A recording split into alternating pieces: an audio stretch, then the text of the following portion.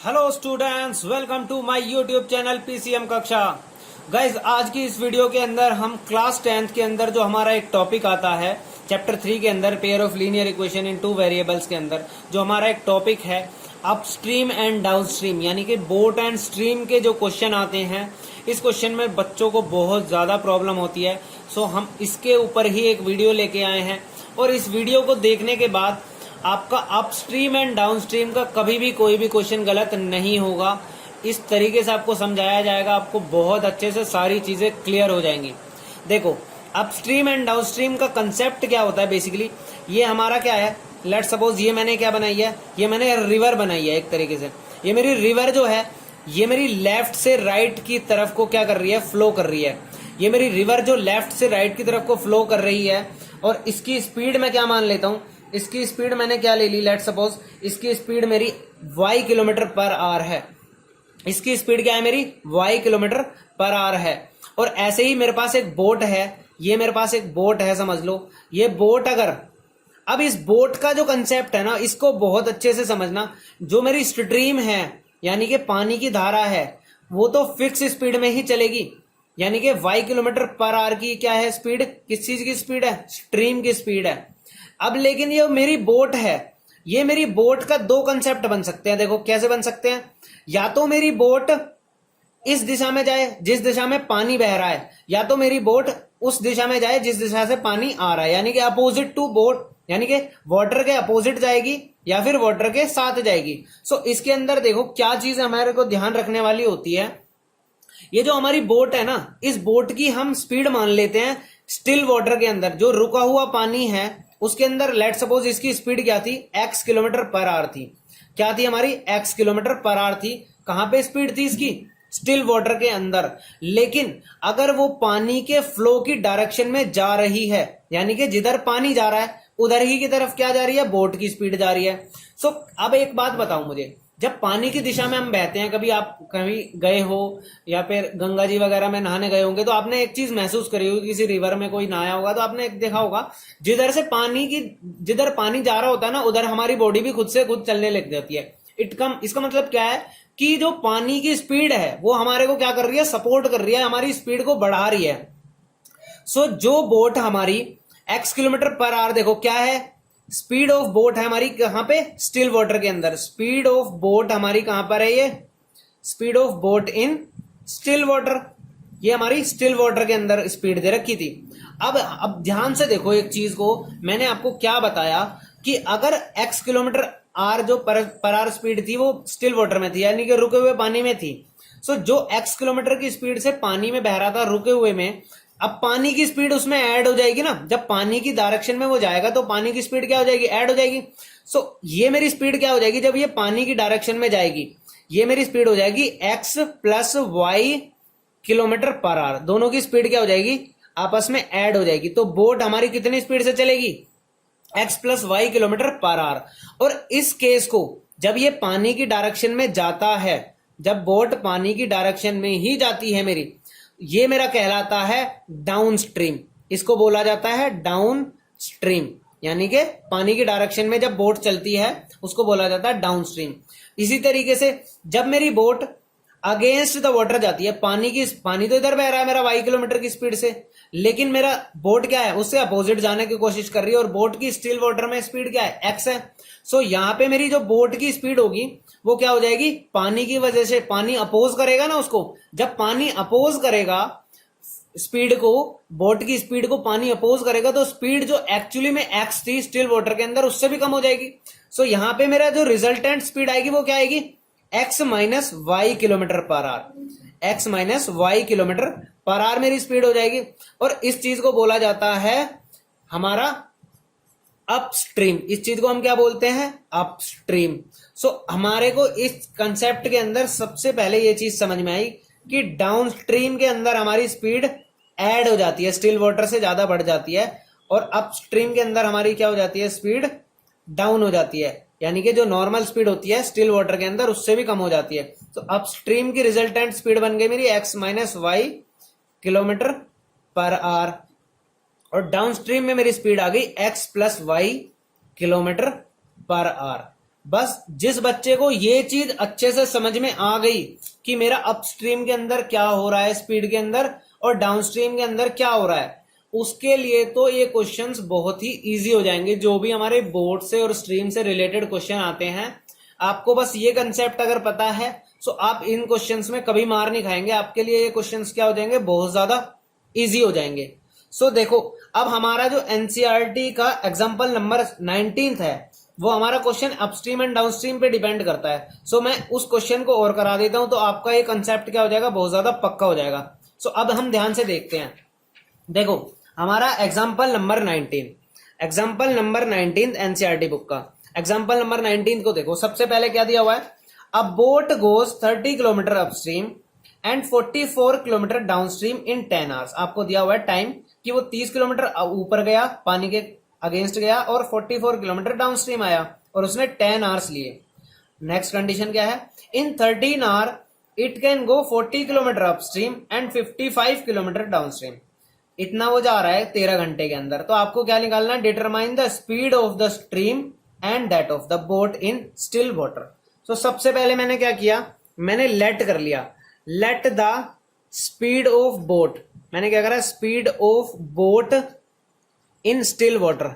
In still water, हमारा जो रुका हुआ पानी है उसके अंदर मैंने बोट की स्पीड को क्या लेट कर लिया, मैंने लेट कर लिया उसको x किलोमीटर पर आवर। मैंने कितना लेट कर लिया उसको, x किलोमीटर पर आवर मैंने लेट कर लिया उसको। और मैंने क्या किया, मैंने क्या करा, let the speed of stream, यानी कि जो पानी बह रहा है उसकी स्पीड क्या है, b y kilometre per our. वो हमने क्या लेट कर ली, y किलोमीटर पर आवर। अब आपको पता है, मैंने आपको एक चीज बताई थी कि डाउनस्ट्रीम स्पीड क्या हो जाएगी, डाउनस्ट्रीम स्पीड क्या हो जाएगी हमारी अभी, और अपस्ट्रीम स्पीड क्या हो जाएगी हमारी, अपस्ट्रीम स्पीड। अभी देखो, मैंने आपको अभी समझाया था, क्या समझाया था मैंने, कि डाउनस्ट्रीम के अंदर आपकी स्पीड क्या हो जाएगी, ऐड हो जाएगी, और अपस्ट्रीम के अंदर आपकी स्पीड क्या हो जाएगी, सबट्रैक्ट हो जाएगी, रिजल्टेंट स्पीड। सो उसी चीज को हम क्या करेंगे, अब यूज कर लेंगे यहाँ पे। सो अपस्ट्रीम स्पीड मेरी क्या हो जाएगी, x minus y kilometre per hour हो जाएगी, और इसी तरीके से डाउनस्ट्रीम स्पीड मेरी क्या आ जाएगी, x plus y kilometre per hour आ जाएगी। अब तो हमारे लिए क्वेश्चन देखो बहुत ही आसान हो जाएगा। देखो, अब हम पहली कंडीशन देखते हैं। क्वेश्चन की पहली कंडीशन क्या थी, क्वेश्चन के अकॉर्डिंग क्या था, एक बोट 30 किलोमीटर अपस्ट्रीम गई। 30 किलोमीटर यानी कि डिस्टेंस ट्रेवल किया उसने। सो 30 किलोमीटर डिस्टेंस हो गया। डिस्टेंस अपॉन टाइम क्या होता है मेरा, मेरा डिस्टेंस अपॉन, देखो डिस्टेंस क्या होता है मेरा, स्पीड इंटू टाइम होता है। ये मैंने अलग से लिख दिया formula, distance is equal to speed into time. अब आपको टाइम दे रखा है हमारे को, अपस्ट्रीम और डाउनस्ट्रीम दोनों का। तो टाइम का फॉर्मूला क्या बन जाएगा, यहां से distance upon speed is equal to time बन जाएगा मेरे पास। इस फॉर्मूले का यूज करना है मैंने।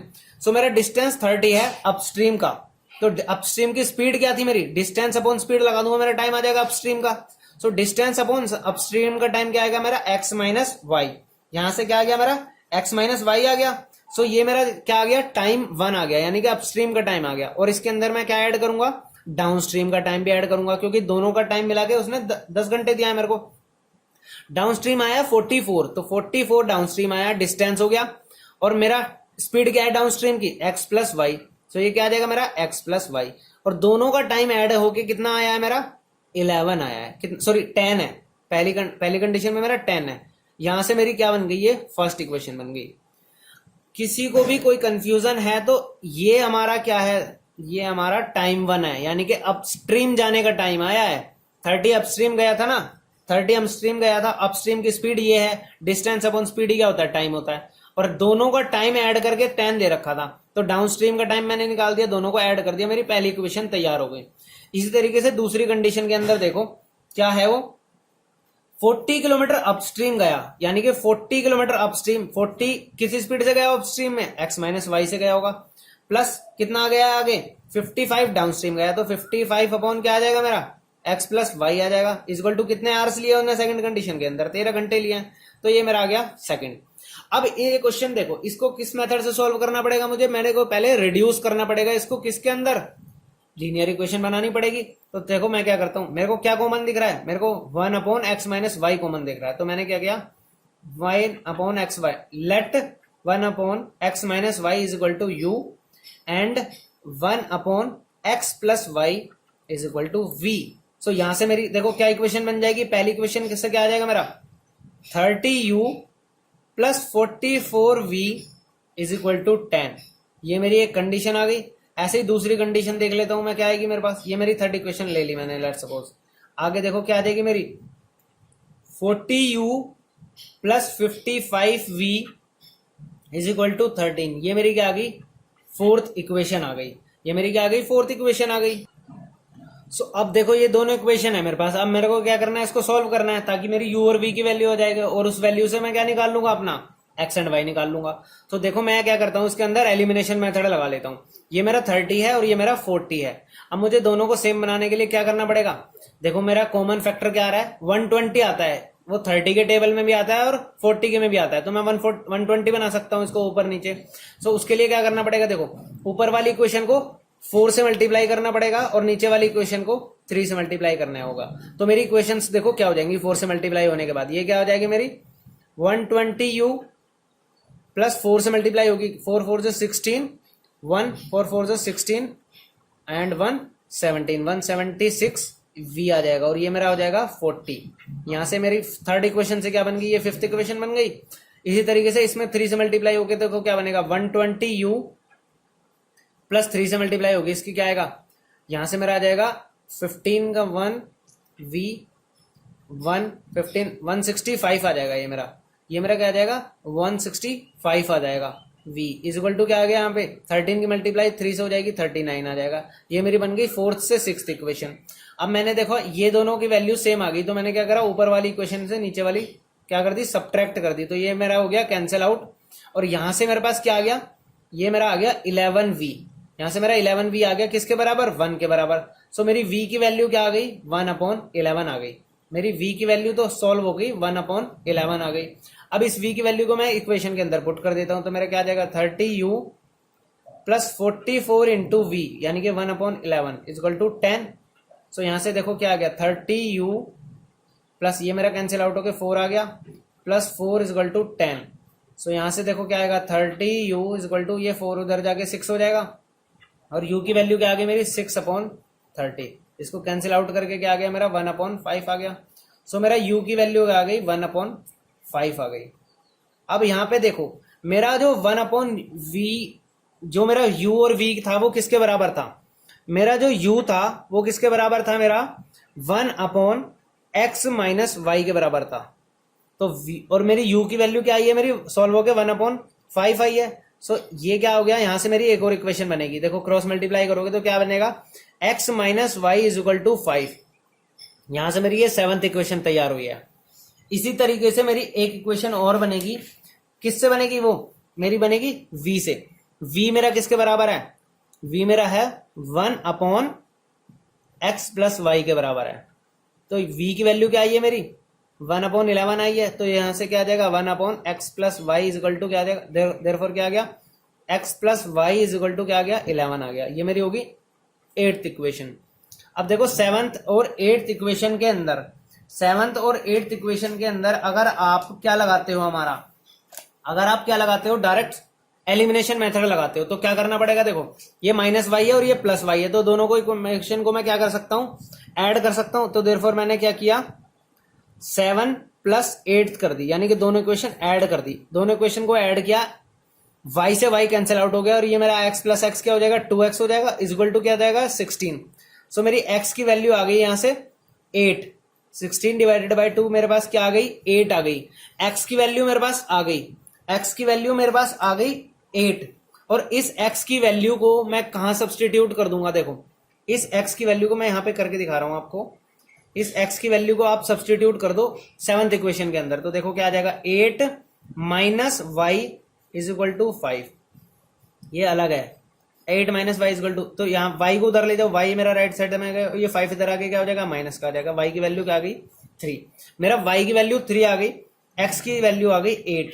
यहां से मुझे पता चला कि देयरफॉर जो मेरी स्पीड ऑफ बोट थी, स्पीड ऑफ बोट थी स्टिल वाटर के अंदर, इन स्टिल वाटर वो क्या थी मेरी 8 किलोमीटर पर आवर थी, 8 किलोमीटर पर आवर थी।